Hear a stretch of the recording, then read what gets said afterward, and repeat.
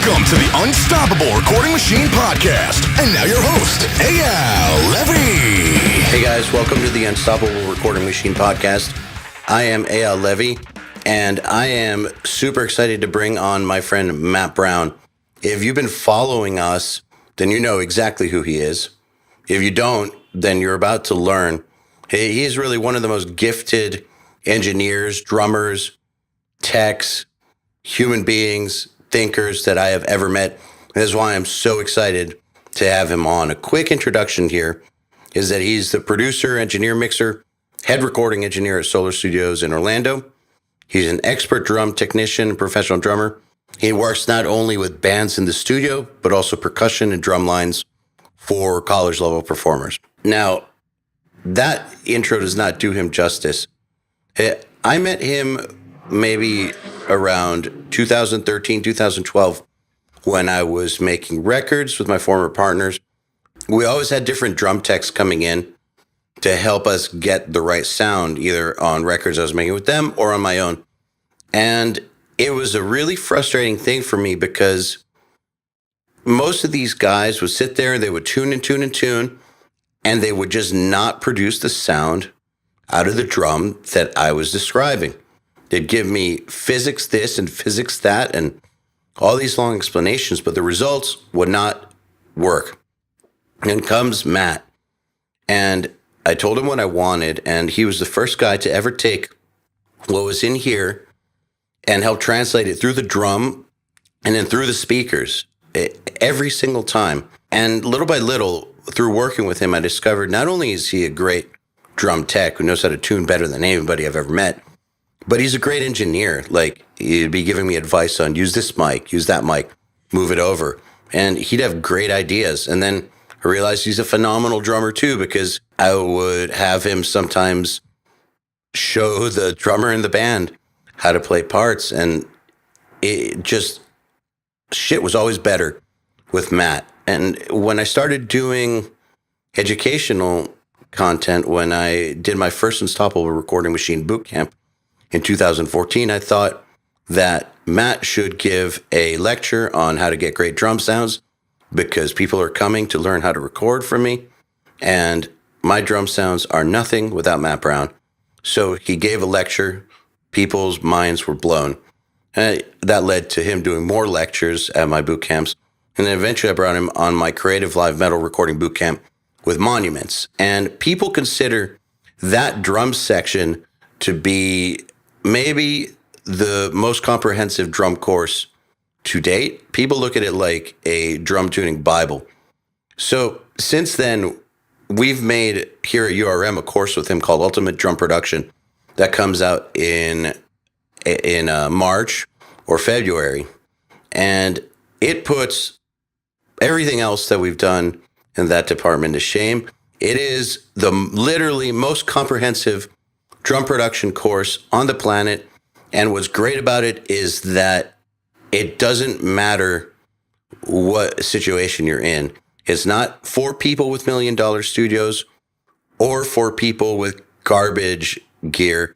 It's for people who want to learn how to make drums sound in real life the way that they hear them in their head, regardless of their situation. And it shows you exactly how to do that in various scenarios, various real life scenarios, and it is fucking great. And without further ado, I introduce you Matt Brown. So Matt Brown, welcome to the Unstoppable Recording Machine Podcast. I just saw you, seems like the other day. How are you feeling after that summit? I'm feeling pretty good. It was exciting. It was a really, really cool time. I didn't realize I was going to enjoy it as much as I did. It was just awesome. Same here. How's your throat? Mine is just... It took a couple days to get my voice back, for sure. It was definitely tired. So what is it that you enjoyed about it? Like, what were you not expecting to enjoy, and what did you enjoy? And I'm wondering, not like as a sales pitch for next year, but because I also enjoyed it a hell of a lot more than I expected to. And I think that that was a sentiment felt by everybody. Yeah, I enjoyed the people. I mean, the guys were awesome. They were really, like, every single person was just nice and easy to talk to, and which is kind of the opposite of what I expected, because most of us just like to be secluded in our rooms by ourselves, and very introverted and don't really like to talk to people. But that common thread of why we were all there was definitely the catalyst for some great conversations. So that was really enjoyable. I think it's the first time in life for a lot of people who do sit behind the computer all day long, secluded, working on what they work on. It was the first time in their lives to actually meet, I guess, a social peer group. Yeah, it's true. It was very cool. It was a very cool experience. I really enjoyed the presentations. The ones that I got to see where I was at were really cool, really insightful, and I really enjoyed teaching. Like it was a really enjoying experience to watch people's eyes just open as wide as they could and their mouths agape, after the information that was put out there, kind of was proven, like the whole class, my whole class was building up to that final point of like, okay, well, what do the drums actually sound like? And as soon as I hit playback on what I had just recorded in front of them, to watch their minds blow up was awesome. It was a great experience, One of them told me that he realized that everything he had been taught were lies about gear, because you did it all on like a Behringer and it sounded amazing. Yeah, it was literally the whole entire setup that I had, including the laptop, the microphones, the interface, the pre's, was maybe $3,000. Maybe $3,500 at the most. I mean, because some of the microphones were a little bit expensive, but not terribly expensive. Like, what was the most expensive microphone you had up there? I had a pair of Telefunken M60 FETs, which, nice. Those aren't terribly expensive, but, they're a pretty penny. And the course base, really was focused on the source is the most important. So the source is the drums, the room, the player, the sticks, and the microphones first. All of those things come together to form the source. So it was cool. It was a very cool experience. Did you get to watch Billy Decker mix? Yes, about 4 times.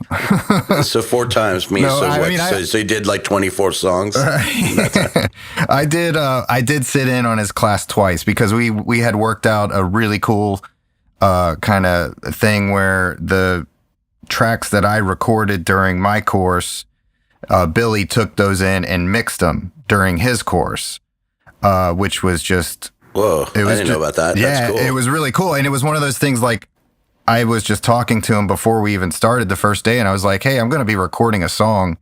Do you want to mix it? And he's like, sure, bring it all over. I can fit 2 songs in an hour while telling everybody what to do. And, and it was awesome. Like, I got to watch it twice and 2 different days. There's minor differences in the setup that I used, and it was great. He actually asked me for the samples that I cut the second day. So I sent the samples from that session that I did that morning with everybody there. I just sent those to him, and he started mixing with them yesterday, I believe. So he was like, I'll send you a track once I use them. Yeah, he's sure to include things that people give him. I've noticed. Like, I gave him my my drum forge pack, the EYAL, and he made a point of putting like my toms or my kick on some country record, just to prove a point. So awesome. Your samples will end up on some big country record, and you will get a text with a video message on it soon, including that. I can't wait. I mean, I was, not to say that I was shocked. I mean, it's just, that was my first time recording with that Behringer interface and preamp. Like, I bought that as like a backup mobile rig in case I needed to do something really quick, so it's been sitting and not even being used for almost a year. And I was like, oh, this is a perfect opportunity to test this thing out. And, I mean, not that I was going to be shocked, but I was kind of shocked at the quality that the Behringer had. It was like, okay, this actually sounds really great. And I since then I've used those samples on a track as well, and it's like, man, this sounds really great. Unexpected benefit, you know. Were people? I mean, I know everyone was respectful, but were people talking shit at all in advance? I'm like, oh fuck, he's gonna use a Behringer. No. Well, I didn't hear any of that. I definitely saw some people that were like, what? You know, a little confused, thinking that, you know, this was going to be about the... What the hell did I pay for and fly all the way from Australia for? I flew all the way from Spain to watch this guy use a Behringer. Yeah. But see, here's that was kind of the point of the course is like, you know, preamps. I mean, as you know, because when we did those the preamp shootouts here at my studio, you know, it was shocking how minimal the difference was between a really nice $4,000 preamp and $150 preamp. Like the difference was so minuscule that, you know, it was just a matter of taste, you know, and most people aren't even going to be able to hear it. So, you know, that's the kind of what the point was of the course is like you get the source right, and then the last part of the chain doesn't even matter. It doesn't even matter. It makes minimal difference on your overall sound. So speaking of source, how did I mean, you got a long history of getting sources right. That was ingrained in you as a kid, wasn't it? Yeah, it definitely was. My dad was a drummer, and so I was just born into drums to begin with. I started playing when I was 3. And he had a studio in our house when I was a kid. And so I used to not only play my drums in the living room, but go out to the studio and play his drums. And that was my first studio experience, playing to the Dukes of Hazzard record when I was 4 years old. Were you more into that than like toys? Oh, yeah. I mean, I had the toys that I liked, but, you know, Legos and anything I could build stuff with was great. Mm-hmm. But I mean, it was like my life was riding my big wheel, building with Legos, and playing drums. And then when I got older, it became, instead of riding the big wheel, it was riding a skateboard, Legos and drums, you know, like those were basically the components of my, and then drawing. I used to like to draw a lot too. But those components were like basically my whole entire childhood. And, you know, so the drum thing had always been there, and it came really naturally to me. So it was fun, and it's never like playing has never been a going to work and I hate this type of thing. It's always been very enjoyable, which is, you know, just makes you want to get better. Did you by any chance feel a kinship at all with Kane Churko? Yeah, a little bit. I didn't get to talk to him all that much because everybody wanted to talk to him a lot, but I mean, yeah, I get it, man. Like he grew up in a similar environment. Yeah, we both grew up in a recording studio. You know, his is a lot more extravagant and a lot more high profile than mine was, Hollywood. For sure. You know, Hollywood. But yeah. I mean, it's interesting. You know, it's like there's a couple things that I kind of took away from being in the environment of a recording studio while I was learning how to play my instrument. And that the biggest takeaway from that was that I saw that every musician that would come in, just like every voiceover talent that would come in, they all had their own sound. They all had their own voice, you know, literally and musically. They all had a thing that they did well. And you noticed this as a kid. Yeah, I noticed it as a kid. Like, it was like, oh, this guitar player doesn't play the same sounds.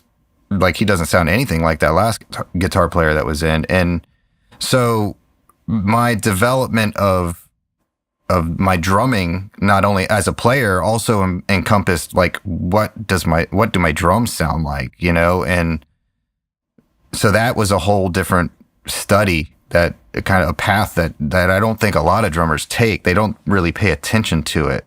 They're more. So you mean like, what do my drums sound like in order to complement what this person's musical voice is? Well, no, more of the finding my own voice and what, like, to the point where I can hear a recording and this has happened to me a couple times because I've been work for hire on people's records, and I'll hear a song on the radio and I'm like, man, these drums sound pretty good and I like what this player's doing. And then it sounds way too familiar and all of a sudden it'll click. It's like, wait a second.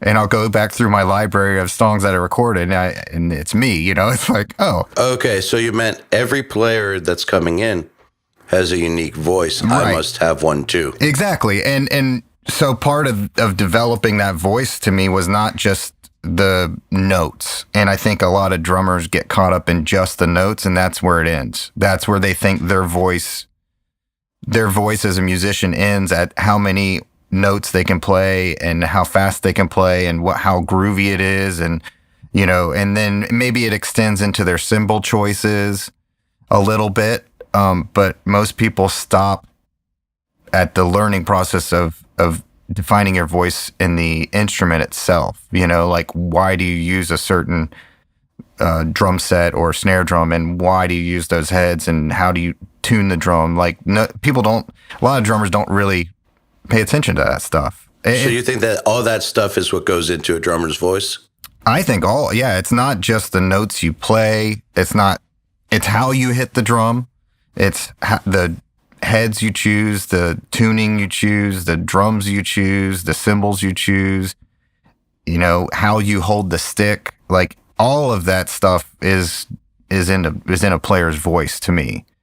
And the really iconic drummers that everybody knows, they have a signature sound. Like, even if somebody else was to sit behind their kit, it still wouldn't be them. You could sit and I'm sure some people have seen this at NAMM every year, where they do the Bonzo Bash, where they play a bunch of Led Zeppelin songs and different drummers come in and play on a Bonham kit that is set up and tuned like Bonham's kit was. And every single drummer that comes up there and plays, they all sound completely different, and these are all top tier drummers as well. And they all have their own voice, but like, that just proves like it's not just about the notes you play. It's about the little things, the details, just like with guitar players, like how you hold the pick and the angle of the pick hitting the string, how that defines your voice as a guitar player. Like, it's the same thing with drums. And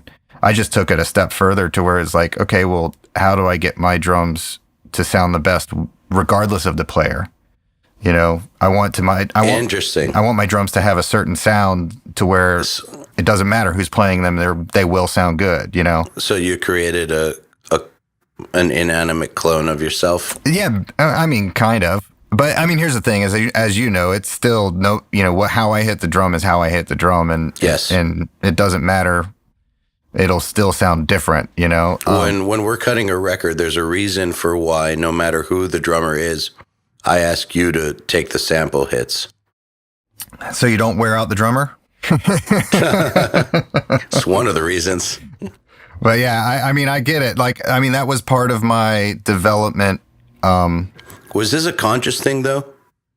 I mean, yes. I mean, part of it stems from the fact that where most people would play to records in their garage, which I did a lot of that. I did a lot of garage playing to, Rush and Yes and Huey Lewis and the News and the Police and the Top 40 radio, whatever was on. I would literally play for hours in my garage. There's a lot of that involved in developing your chops and that side of your voice. But I was fortunate enough to where some of that time playing to records was with my dad in a studio where we had the whole kit mic'd up, and we would go take turns playing to a track off a Steve Winwood record, and and then come back and listen to it, how you played versus the track. And then that led me to study the sounds that the drummers had on records.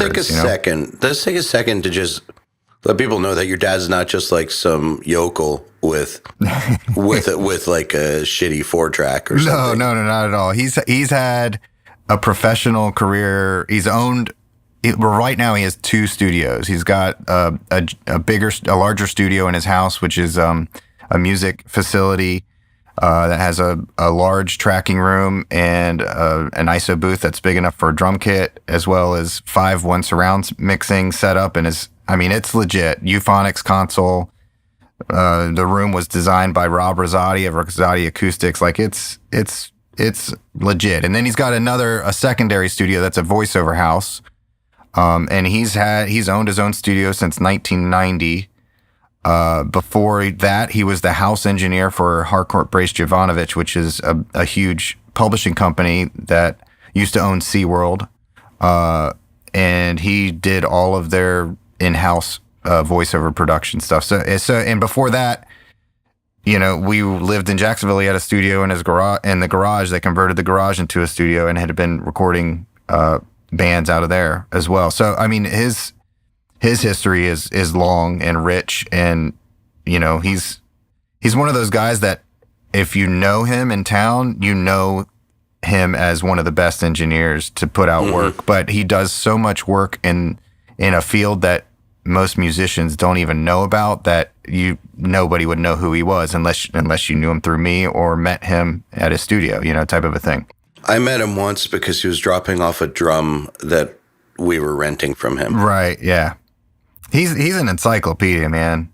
He really is. I noticed. He's an encyclopedia, and even this morning I went over there to show him my new microphone, and kind of talked to him about he's in the final project. Well, he's just sent a record out to mastering, and he's been keeping me in the loop of the process because the artist doesn't have a huge budget, and had a friend that does mastering in New York, and so he's keeping me in the loop of the thing. So I was talking to him about that and the microphone, and even in that conversation, I walked away from it going, man, I never thought about that type of approach to a mix, and it's really cool. I'm very beneficial that my father is an encyclopedia of that stuff, doing the same thing that I do. Well, I'm doing the same thing that he does. definitely rubbed off. Oh, did he impose it on you at all? Not at all. There was he never showed me how to play drums. He just showed me how to work the record player. Because you asked? Yeah. I wanted to play to records, and he's like, here's how you play to records. And he never imposed on me anything. Him and my mother were just very supportive of everything that I wanted to do, and it just kind of stuck. And I guess they saw the natural gravitational pull that I had towards music and just encouraged it along the way.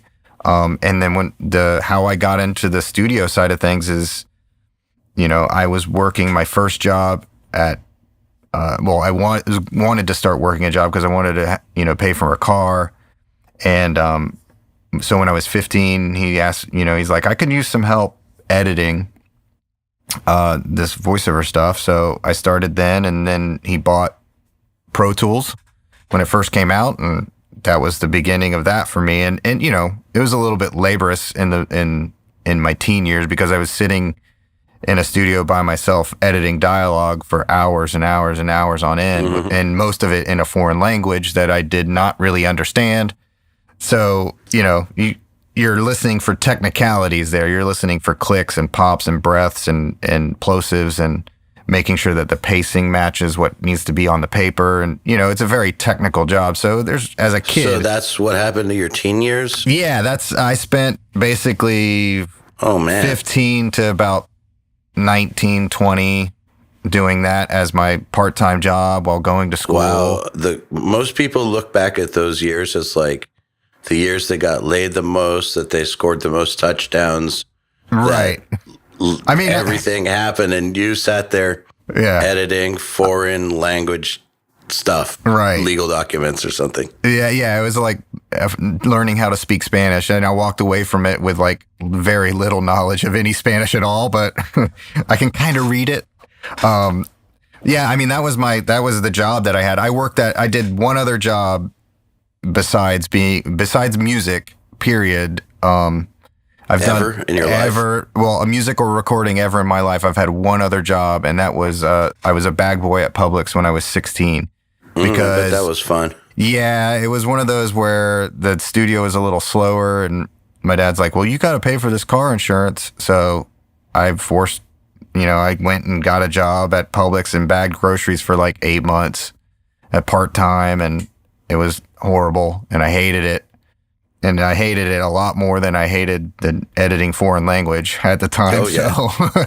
So the choice became really clear. Like, okay, I can make more money and, edit this foreign language, or I can work at Publix, grocery store, which was not fun. Did you kind of promise yourself that would never happen again? No, I never made that promise. I just kind of was like, hey, if I can find a way to do music or this other skill that I now have, which is running Pro Tools and recording and editing, if I can do either one of those two things, like, I'll be fine. And I'm sure there's lots of work, here being Orlando, there's a ton of work with the theme parks for players. There's a lot of work for the my dad's studio is super busy, and there's a lot of studios here now.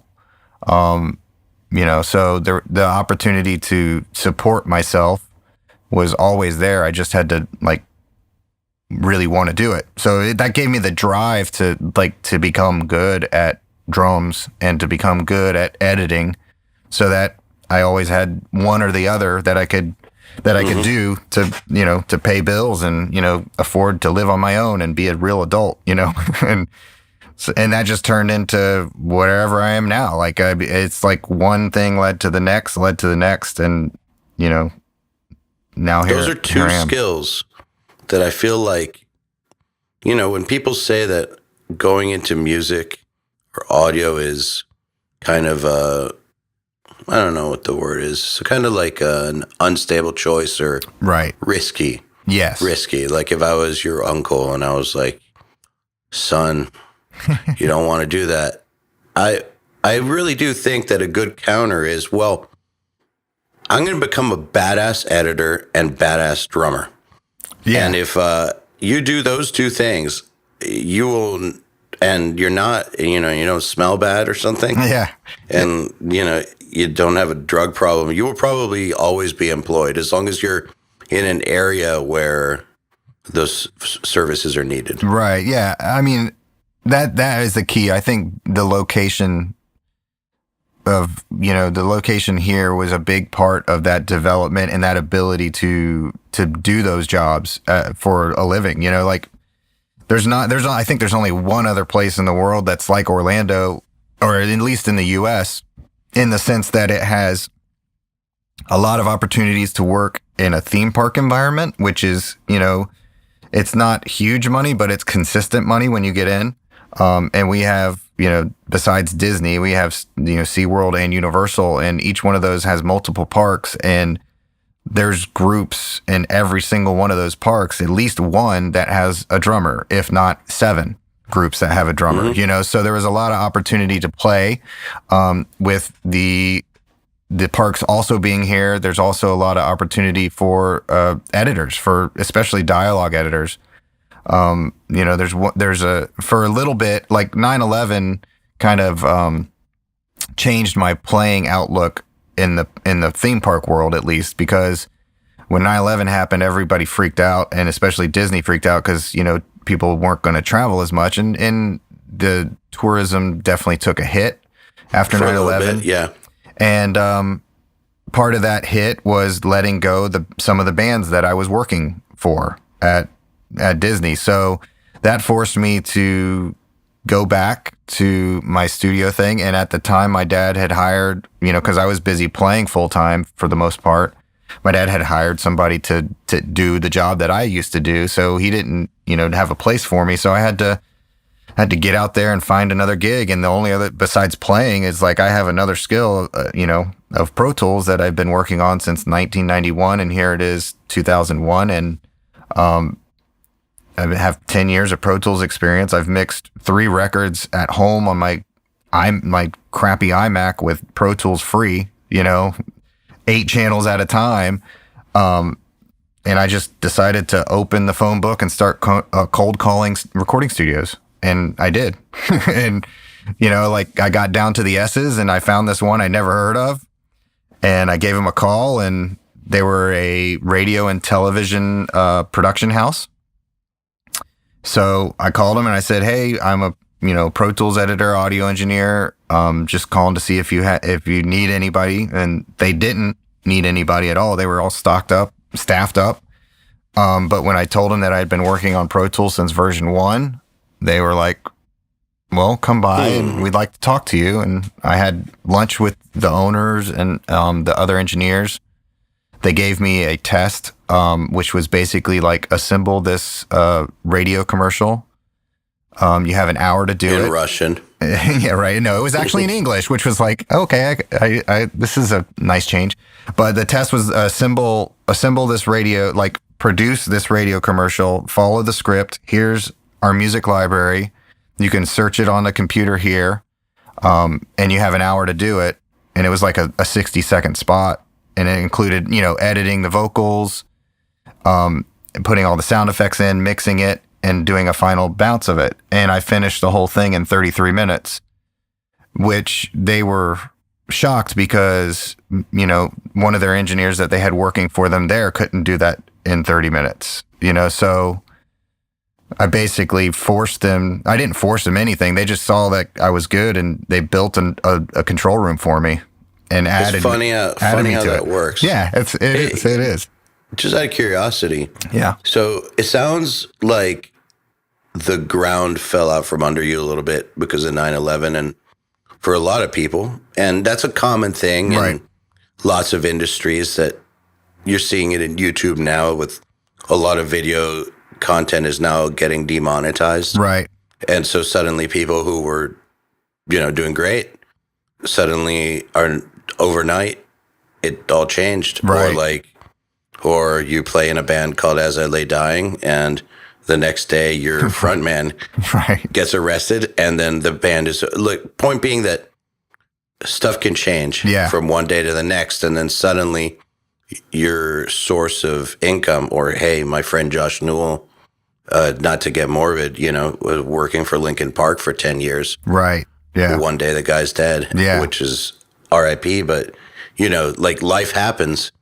Out of curiosity, when life happened and all of those bands that you were playing with basically got fired, so you hit the streets and got yourself work. How many people that you knew, contemporaries from back then, did the same thing? And how many people were just like, life's too hard, the universe is conspiring against me, this industry is all a racket, bro, I'm out?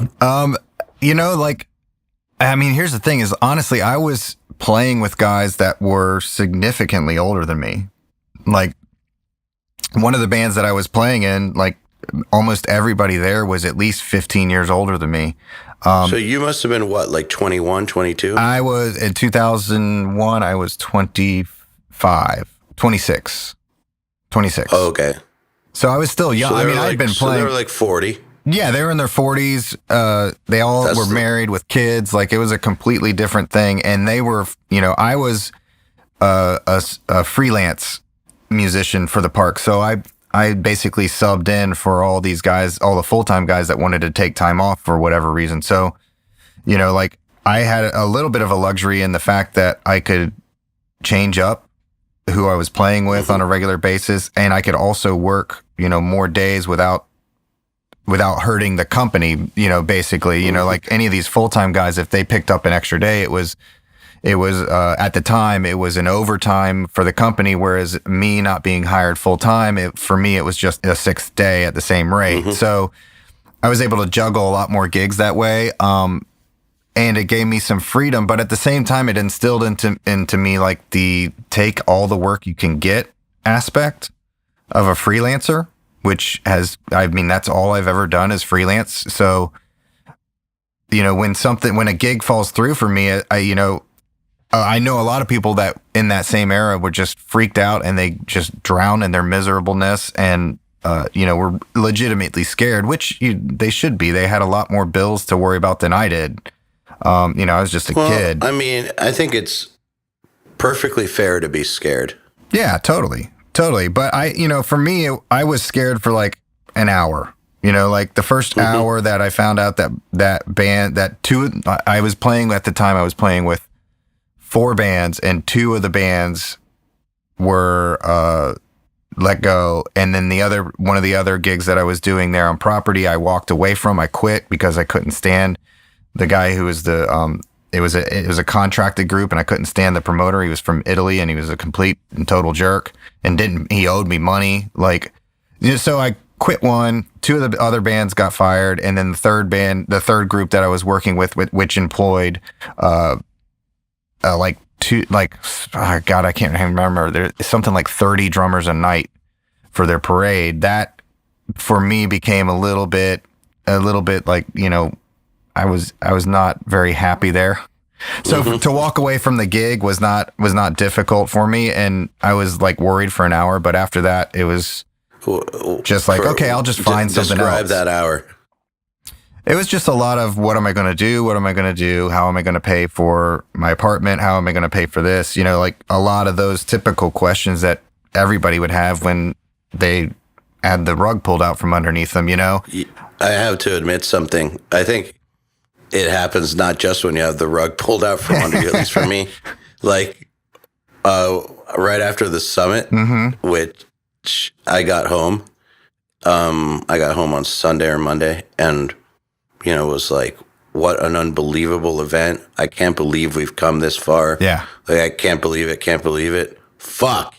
What if it all goes away? What if we can't, what if it all falls apart tomorrow? What if we can't do better? What if that was the highlight of life? What if? Right. For like a 30-minute or 45-minute little spell, and then I just got right back to work. Yeah, I mean, that's the thing, is I think getting to work is just how you do it. Like, that's I think dwelling on something is, this, not to get too conceptual here, but if you psychologically, if you sit there and dwell on something, you make that a reality. And I've always kind of lived under the idea, like, if I'm going to make my own reality, I'm going to make it what I want to make it, what I want it to be, instead of, well, the universe is dealing this to me and I have no choice. It's like, no, I have a complete choice in wherever I want to go, whatever I want to do, and however I want to get there. And it's just a matter of whether I want to do that or not. And so, losing a gig for me I've never really been worried about losing gigs. It's just like, okay, well, that one's gone, that one's done. What's the next thing I can do? And I would just get out there and hustle. And, that's the last time I really had, that's not the last time I had to do it with the solar studio that I'm in now. Like, I had freelanced with Mike. The one that we filmed your drum course in. Yeah, the one that I'm in right now. And that we filmed the drum course in. Like, I had worked freelance for the owner of this building and the studio since 1998, like on and off here and there.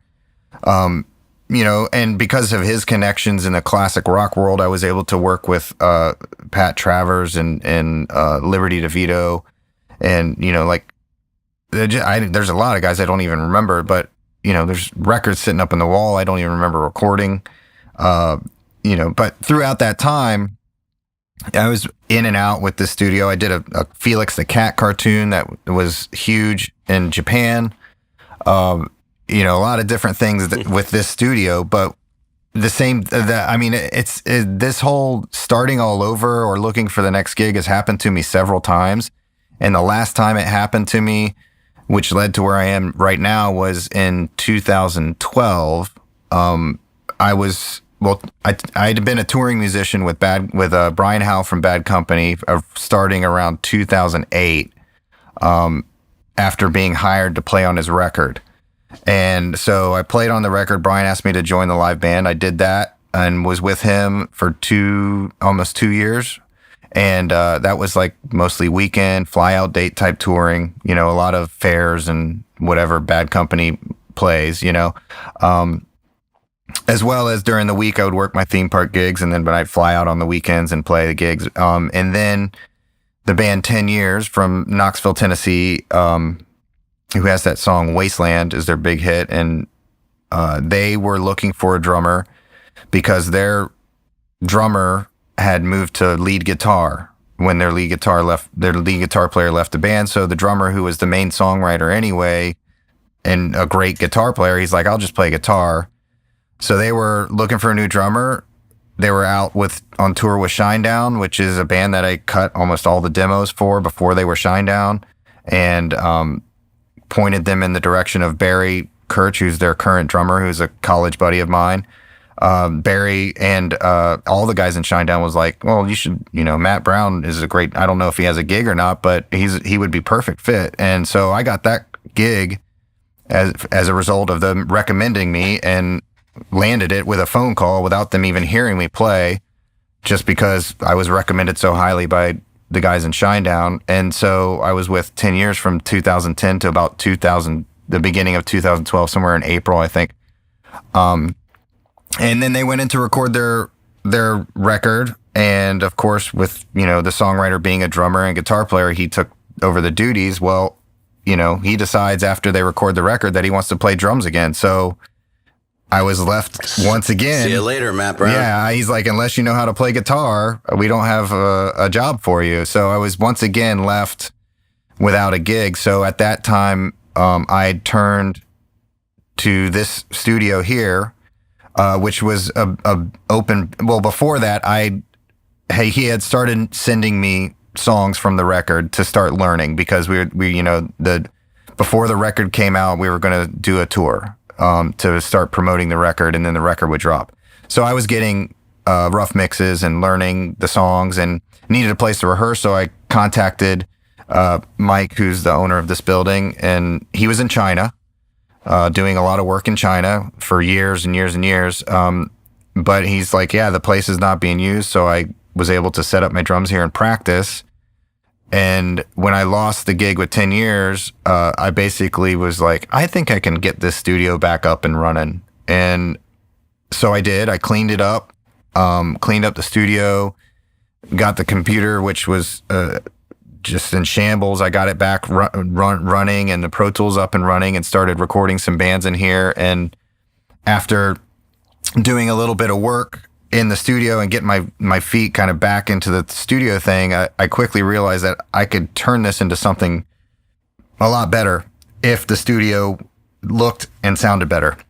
Mm-hmm. So I talked to Mike, and I was like, listen, I think I can remodel the studio for $4,000, which is like pennies, especially when you see what this place looks like now. Yeah, the place looks great. Yeah. $4,000 is pennies for a studio renovation. Yeah. I mean, overall, the whole thing cost $6,000 with the flooring. I misbudgeted when it came to the flooring.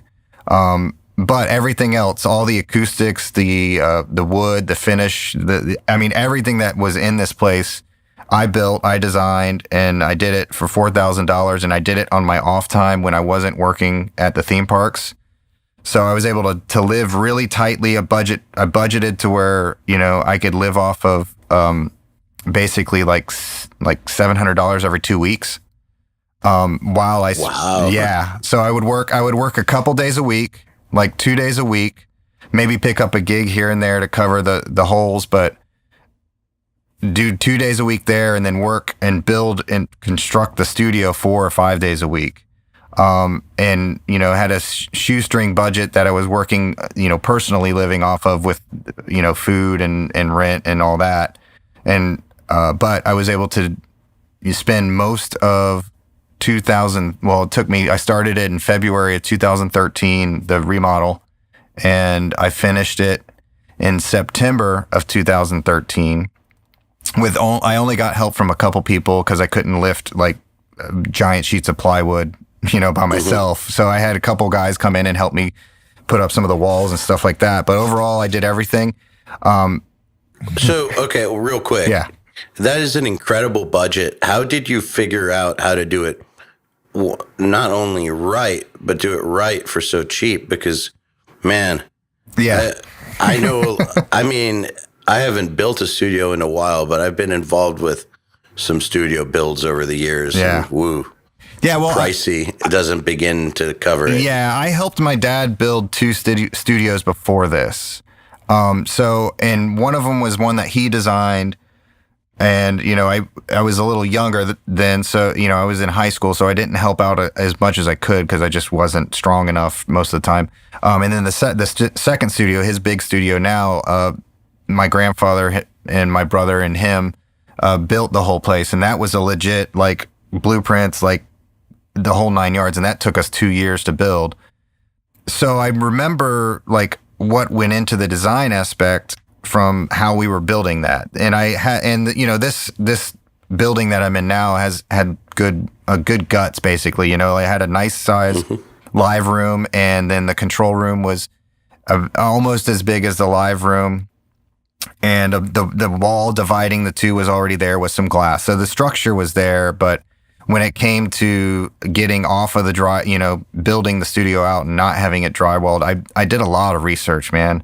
I did hours and hours of research on acoustics, on materials, where to get the materials in town, what was the cheapest way to do the acoustic treatments and build the things I wanted to build in the studio. And, luckily there was some materials left over here that I could repurpose. And, it was a lot of research in order to do that. I guess the point is just that you don't have to have $1 million to have a really nice studio. No, not at all. I've been to your studio. We recorded Ultimate Drum Production there. It's a nice place. Yeah. It really it's is. As nice and as especially considering $6,000. Yeah. I mean, it's as nice as it could be without gutting the thing and starting all over. Like, honestly, if I had, 20 grand to do it, it would have been a little bit better, but okay, but fine. I mean, ultimately my job was, the problems that the studio had before acoustically were easily solved by just retreating everything, like taking the studio as a whole and looking at it as an empty slate versus trying to make something sound better by hanging stuff on the walls. Like, I tried that, it didn't work. The room needed an overhaul. The guy who built it before was not a studio designer, and they kind of took the old school approach of like, well, if I put carpet on the walls, that'll help absorb some of the high frequencies, which it did, but it also made it sound like a box, So for me, it was like, okay, I just need to redesign the acoustics of this room. And I lucked out, man. I scoured every Home Depot looking for the specials on wood. So if one thing was on sale, it was like, oh, is there enough of this here to do what I want to do?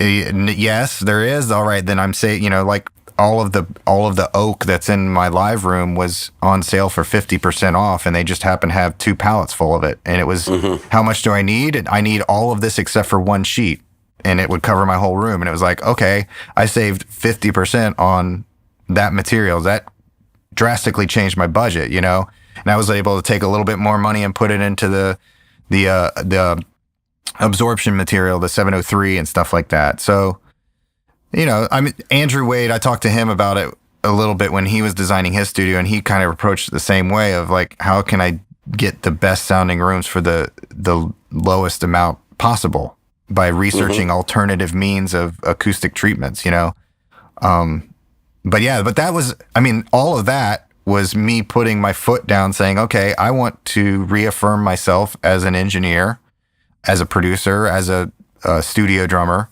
Like, I want to put my foot down.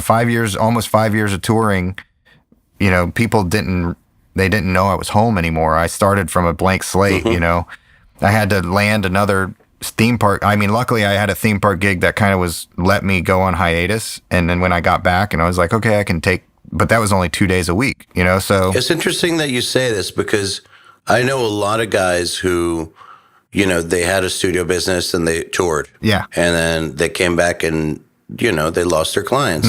Or they had a studio business and stopped doing it for a while. They had kids and right. stopped for a while and now want to come back, but they don't have the momentum they had before. Right. And they feel lost. And here you are saying, I was out of it for 5 years and did it. Yeah. I mean, you just have to do it. I mean, what's funny is like those 5 years, I didn't do anything except for play drums in the studio. Like, I would still get calls to play on people's records, and, occasionally would pick up a session while I was on the road on an off day, that type of thing.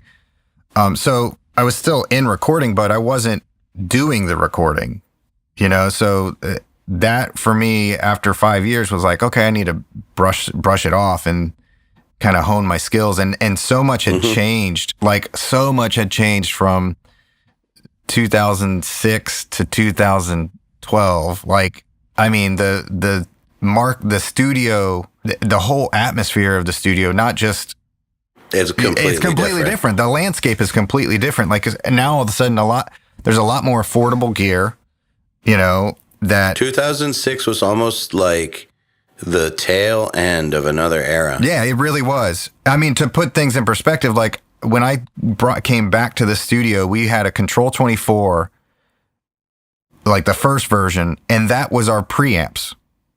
You know, that's all we had is a Control 20. We had an Avalon 737 and a Control 24 and Pro Tools 7.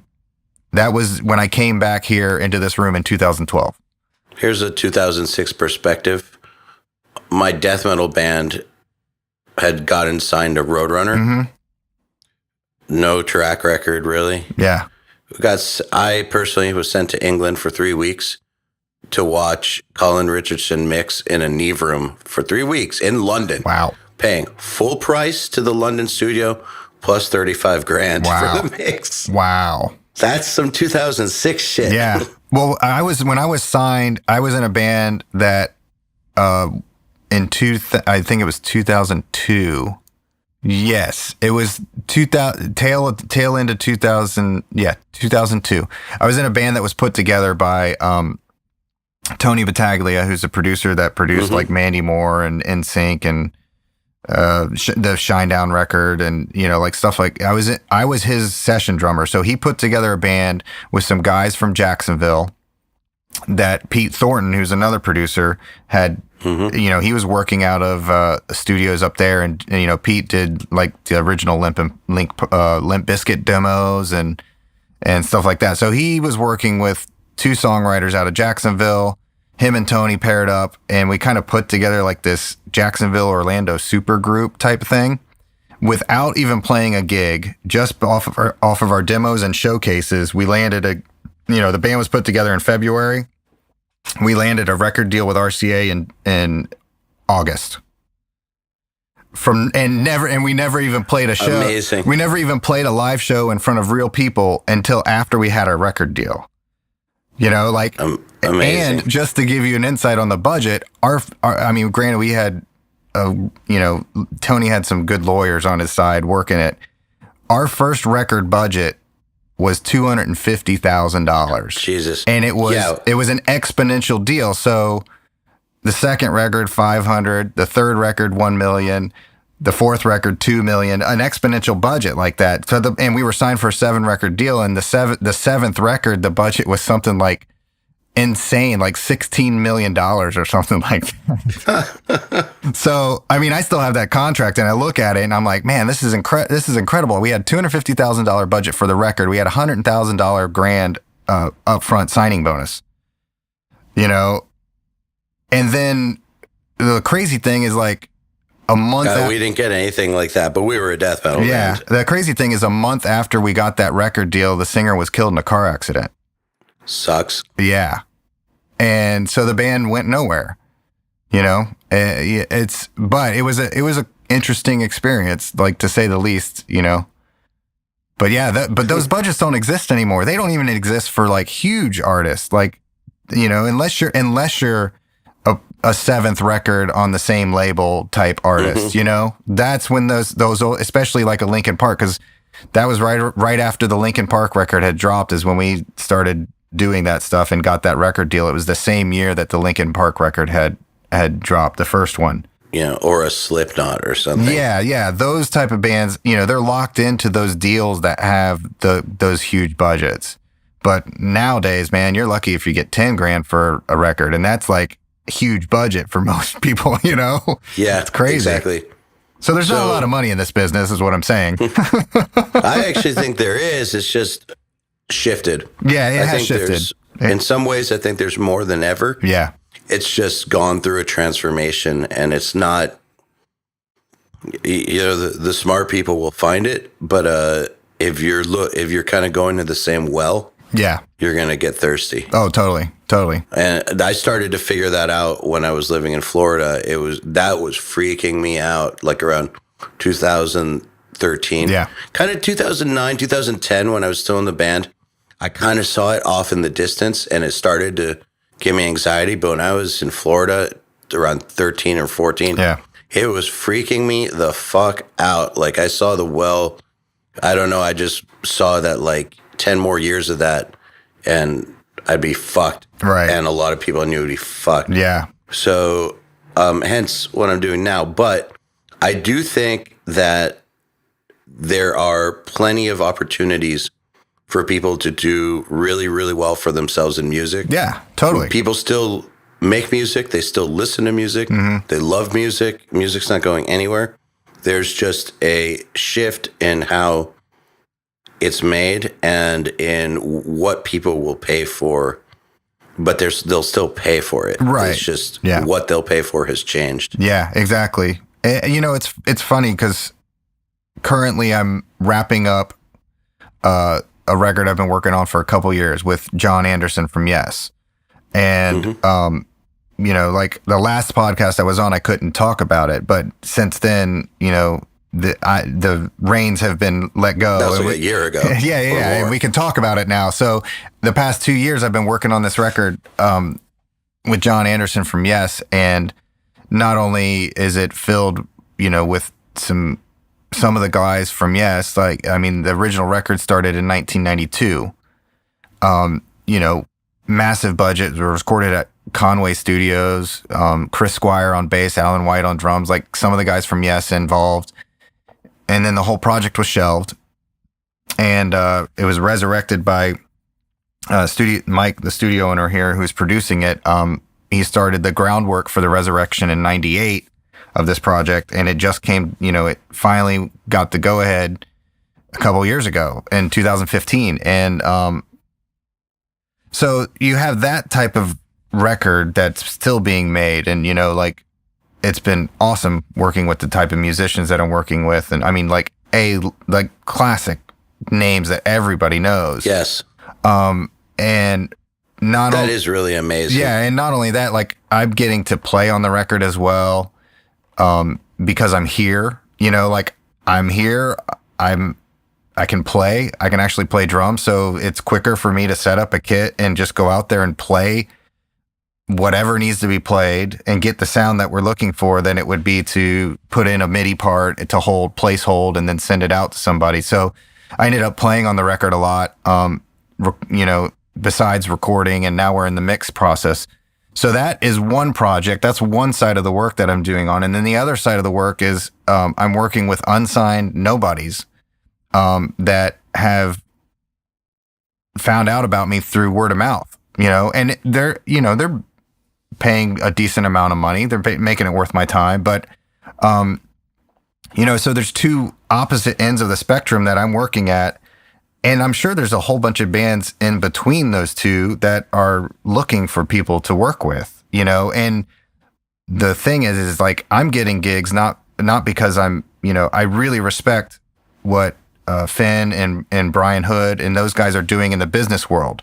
Like, I really respect it. And I wish I had time to actually put my ducks in a row like that, but I don't, because I'm so busy with this record. Yeah, but I bet if you actually did that, you would figure out how to have a multi-million-dollar studio, because right, yeah.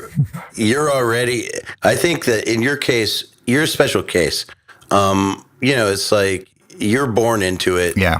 Kind of in a lot of ways. Like, I was born into the musical family thing. Mm-hmm. My parents' friends were like Itzhak Perelman and Andre Watts and Pinchas Zuckerman. These are the people that would like come over for dinner. Right. And I'd wake up with like Andre Watts practicing piano in my house and like that's a traveling nice way the to world. wake up. Oh man, it was fucking awesome. Thinking back to that is crazy. Like, at the time I didn't think it was crazy, but now like I realize just how nuts it is to, like, you know, to be in that environment. But the thing about it is that since I was basically indoctrinated into it as a child, the fact that it's hard to make a living at it, or that it's risky, or Right. any of that stuff, I wasn't given that chip. So yeah, exactly. I wasn't either. Like that Yeah. never made sense to me. Like people were like, the musician jokes that have run rampant about, like especially the drummer ones. How do you know, what do you call a drummer without a girlfriend? Homeless. And I was like, man, there couldn't be anything further from the truth. Like for me, that's not my experience at all. Yeah, So exactly. the idea that that this is a risky industry to me is like, well, I mean, it's risky in the sense that you never know who you're going to deal with, and maybe business what deals isn't risky?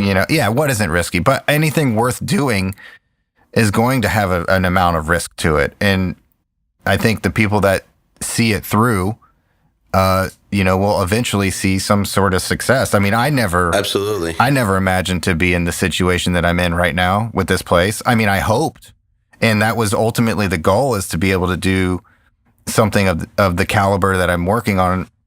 But when I went to Mike and was like, I can turn this into a place that makes money, I thought I can just tap into the local music market. It's in your DNA. Yeah, it really is. Look, I know for a fact that if, just say URM died tomorrow and I had no other business prospects, I could grab a guitar, practice for 2 months, Yep. or work on some engineering for 2 months and be back in the music game, Right. full time, making a living at it. Yeah. I have no doubt in my mind. And I know that, like, you would be the same way. If this studio burned down, you got no insurance money, Yeah. your dad moved to Mars, and Disney was like taken down by a sinkhole, Right.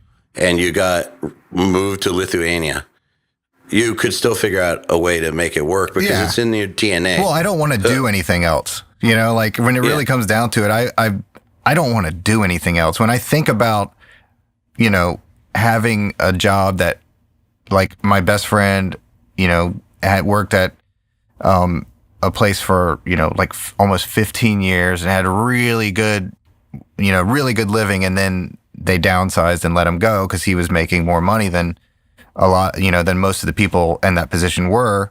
And he's had to start all over, and he's, still looking, he's at a job now that's kind of just covering his basic income needs. And, the whole time he's never really been happy at any one of those jobs. He's made a good living, or at least used to. And I've always been of the ilk, like, I would rather have to eat nothing, like peanut butter and jelly sandwiches all day long, and really enjoy what I do, than be loaded and eat steak every night and be miserable for 8 hours a day. I completely agree. But I do think, though, that there is a place for the business content, like the Brian Hood stuff, or Yeah. we have a program coming up called Career Builder that we've been working on for 2 years. It's better. It's not for people like you or me. It's for the people who have enough talent to make it work, but they don't understand the ins and outs of how to actually make this a viable business you can, support your family off of or something. It's Right. not for dudes who think that they want to get rich and famous, Right. or something. But like, I feel like now more than ever, because there are so many more musicians than ever and so many more opportunities to record, a lot of people think that it's harder than ever to make money at it. I think it's the opposite. Oh, yeah. There's more opportunities than ever. And so for the people who just want to have it as their job, like, and make like a good job out of it, that's what this business content is for. Mm-hmm. The people who don't have it in their DNA and who aren't delusional into thinking that in 2 years they're going to take over all of Will Putney's bands and then be the next CLA. Right. I mean, there will be a guy who supersedes Will Putney in metal. There will be the next CLA. Right. There are those guys. There will always be the next millionaire pop producer. Right. But, that's always kind of been a long shot. The thing that's not a long shot now, which I think was a lot harder actually in 2006, is for someone to make a middle class, normal living in a home studio Right. environment. Like, I think that that's a new thing. I mean, there were those back then, Right. but I think that can be much more common now, and I think that's what the Brian Hood content or career builder, Right. or that kind of stuff is aimed towards. And of course, maybe one of those people will become a superstar, or two or three. Right. Yeah, I mean, there's Never count on it, though. I saw a glimpse of that, those superstar type people. There's a couple people at the summit that are super young, like Dude, 20 years old, 21, and just the talent.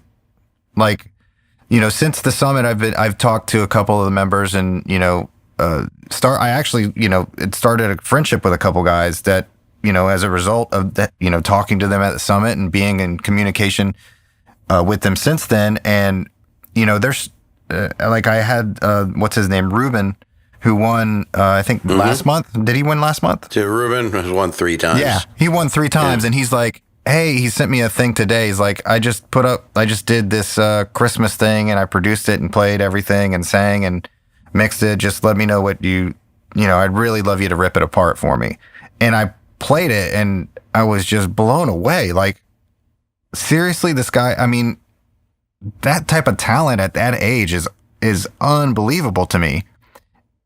And so there's people like that as long as they, fight through it and keep the drive. I think the drive is more important than anything else. Don't develop a bad drug habit. Yeah. Don't develop any terrible habits. Don't be a Jimmy Rosenberg. Yeah. So if they, the talent is there, and it's like I keep telling. Did you meet Luke Mansell Ward? Yes, I did. Yeah. That kid's impressive. Yeah.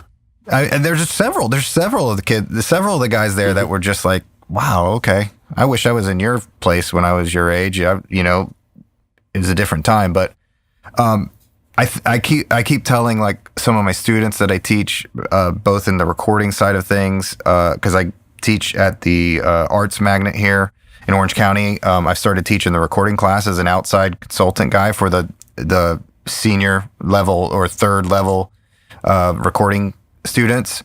Mm-hmm. And occasionally I'll talk to kids that they're really excited and they want to do this after, they want to make this their living, is recording and producing and that type of thing. And when they ask me like what they should do, I mean, I tell them, if you're going to go to school, don't go to a school that is overpriced and that focuses on this. There's plenty of schools in this area that you can get a regular bachelor's, at least build towards a regular degree while still taking the recording classes that they offer. And, our community college, now a state college, but Valencia here in town on their main campus, they just invested millions of dollars into a multi-room recording environment.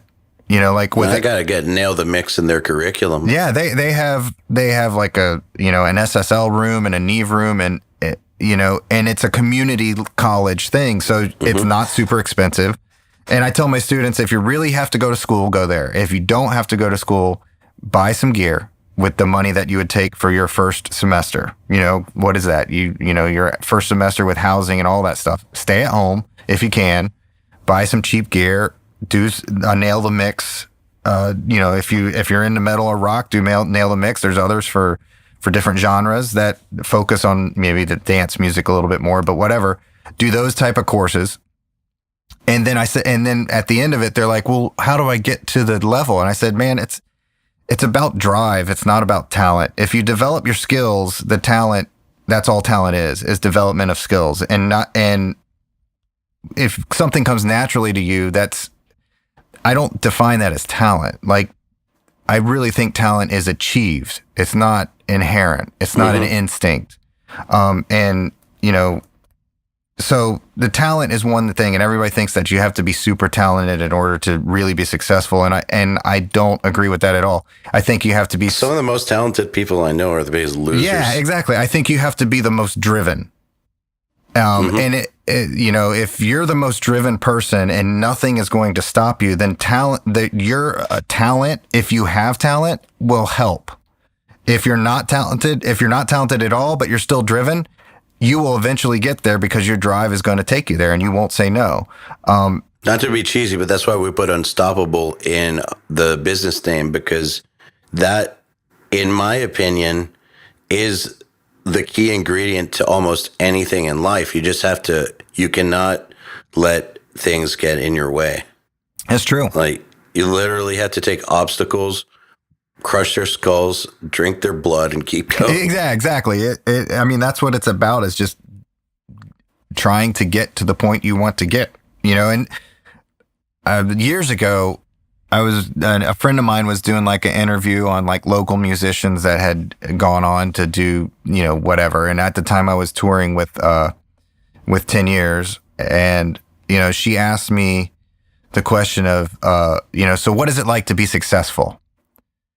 And I was like, well, what does that even mean? Yeah, I mean, what does that even, that's exactly what I was like, I don't know if I understand the question, because the definition of success changes at every accomplishment that you make. And if you're really driven, then you'll never be successful. You'll get to a point where you're comfortable, and you might choose to stop because you're comfortable, but you always know that personally there's another level that you could go to really be successful. And as soon as you get to that step, there's another level that you'll shoot for as that being successful. So just to give you a perspective on that, in 2015, my lowest point financially, and maybe since the band, in July, I made $1,300 in income. Mm-hmm. It was rough. And my biggest goal was get 500 subscribers to the podcast by the end of the year. Yeah. That was like everything. And we did it. And then it was like 2016. I want us to have 1,500 by the end of the year, 2,000 if we're lucky. And then we hit Black Friday and had our biggest month ever in 2016. Yeah. And we were like, wouldn't it be awesome if this was every month?